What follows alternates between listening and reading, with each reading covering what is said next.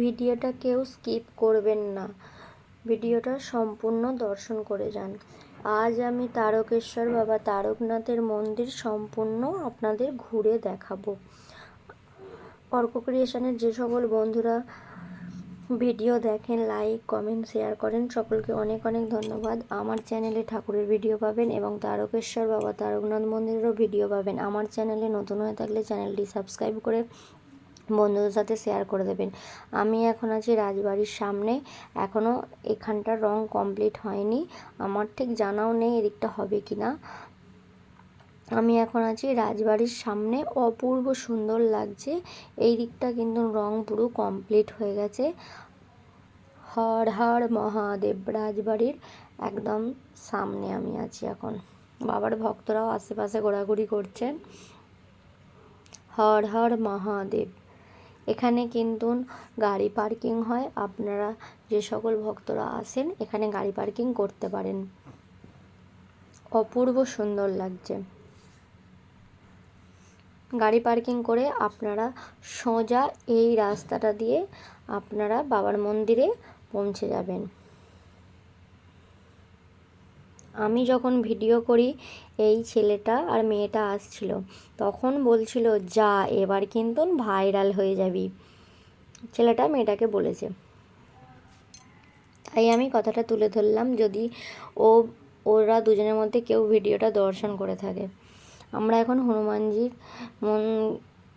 ঘাটের সামনে আছি, অপূর্ব সুন্দর লাগছে, নতুন রূপে সেজে উঠেছে। আমরা গিয়েছিলাম 6ই জুলাই সন্ধ্যাবেলা, সন্ধ্যার একটু আগেটায়। অপূর্ব সুন্দর লাগছে, অপূর্ব সুন্দর। এবং তারকেশ্বর বাবা তারকনাথের শ্রাবণী মেলা জাতীয় মেলা হিসাবে ঘোষণা করা হয়েছে। এই পবিত্র শ্রাবণ মাসে বাবা তারকনাথের ভক্তরা কে কোথা থেকে আসছেন অবশ্যই কমেন্ট করে জানাবেন। বাবা তারকনাথের পবিত্র দুধপুকুর নতুন রূপে সেজে উঠেছে, অপূর্ব সুন্দর লাগছে। আমি যেই রাস্তাটা দেখাচ্ছি, আপনারা এই রাস্তাটা দেখে আসলে আপনাদের আশা করি অসুবিধা হবে না। যদি কিছু বুঝতে অসুবিধা থাকে আমাকে কমেন্ট করবেন, আমি অবশ্যই আপনাদেরকে রিপ্লাই দেব। এবং তারকেশ্বর বাবা তারকনাথের দর্শনে সকলেই আসেন, কিন্তু জানেন না এখানে যে রাধাকৃষ্ণ মন্দির আছে, হনুমানজি মন্দির আছে এবং উত্তরদুয়ারি কালী মন্দির আছে এবং স্টেশনের সামনে তো হনুমানজি মন্দির আছে। আমি এখন বাবা তারকনাথের প্রধান গেটের সামনে ছিলাম, হর হর মহাদেব। তারপর আমরা বাবার পবিত্র দুধ পুকুরে একটু মাথায় জল ছিটিয়ে নিয়ে এবং দর্শনে যাব। আমার আগের ভিডিওতে দেয়া আছে রাধাকৃষ্ণ মন্দির কিভাবে যাবেন এবং বাবার মন্দির চত্বরে নারায়ণের মন্দির আছে, কালী মায়ের মন্দির আছে, মনসা মন্দির আছে, বাবার ভোগঘর, মা অন্নপূর্ণা ভাণ্ডার। হর হর মহাদেব।